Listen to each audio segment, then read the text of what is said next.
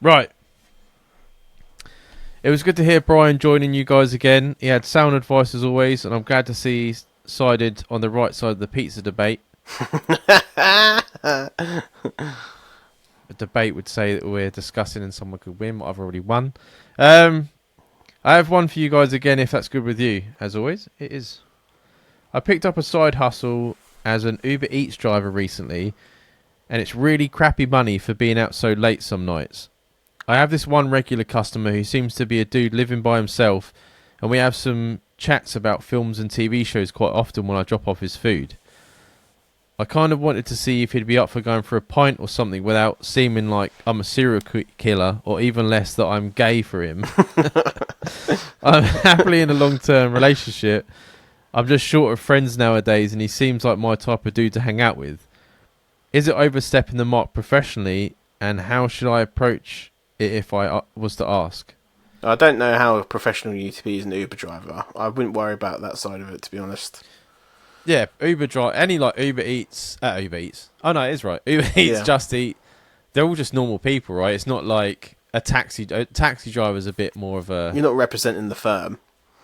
No, you're just doing it for some extra money. Mm. So it is a bit weird, and it's a delicate thing to. Yeah, because you could easily be. That would be my first thought. I'd be like, oh no. Oh no. Yeah.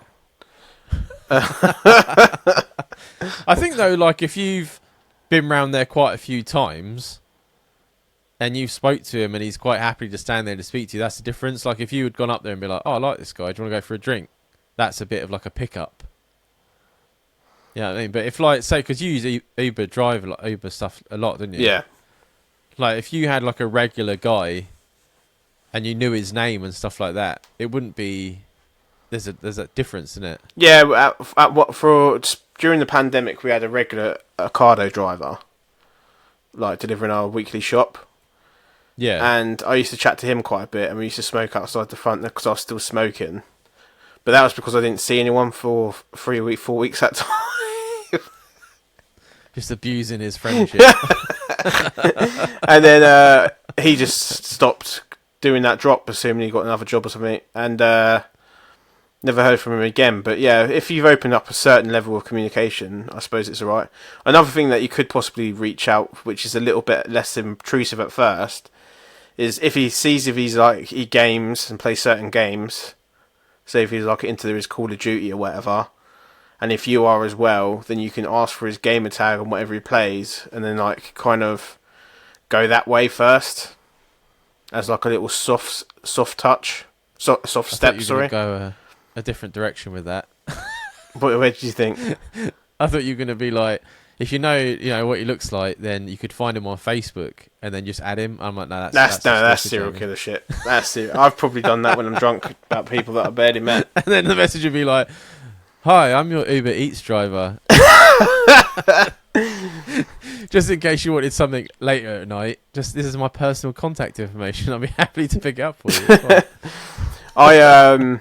One time, Charlotte invited me to a barbecue with all of these new friends of hers, and I was pissed up that night. And then when I got home, I added one of them on Facebook straight away, and I was like, "What the fuck are you doing?"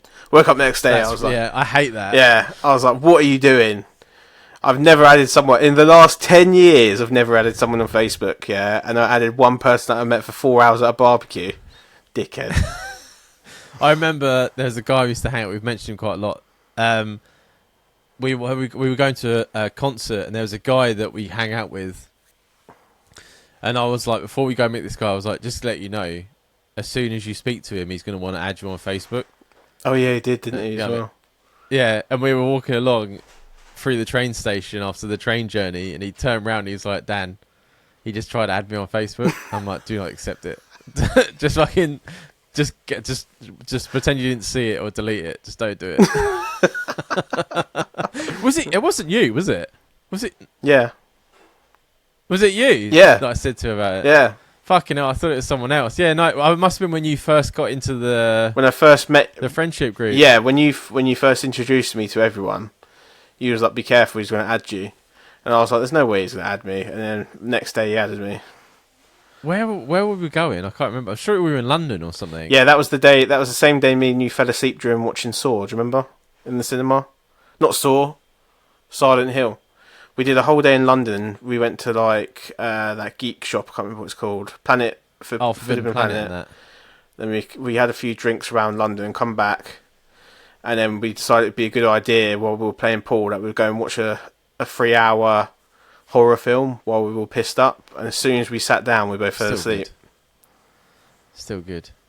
I can't believe that was you, man. That was like suddenly it clicked, and I was like, "Yeah, that was you." Wasn't it? That was the beginning of the end. That was before we berated them with abuse. Yeah. Fucking hell. So yeah, no, I absolutely agree. Like, obviously, when you're younger and you're growing up and stuff, you got school, you got college. Yeah, there's a lot of social events. Yeah, meet people through work, but then when you get to that point, you're like, do I really want to fucking? Because I've got you and Jim and a couple of others. I'm like, I don't really want any.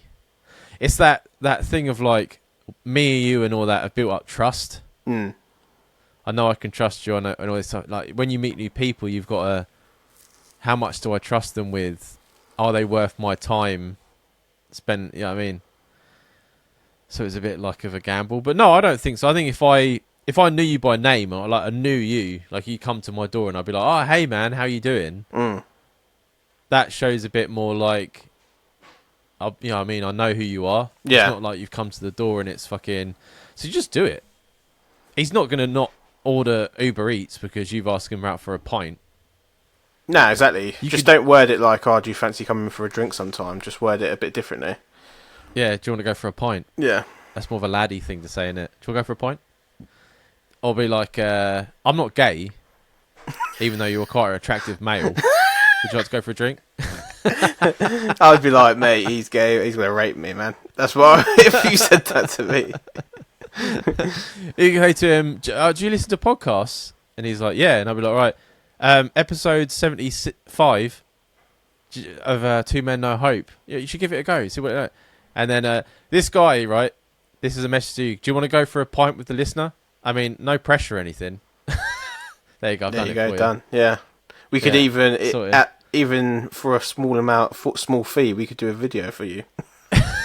I mean, just stand at the door holding the fucking. I mean, bright red I swear face. He's not going to suck your cock. Don't worry about it. You'll be all right.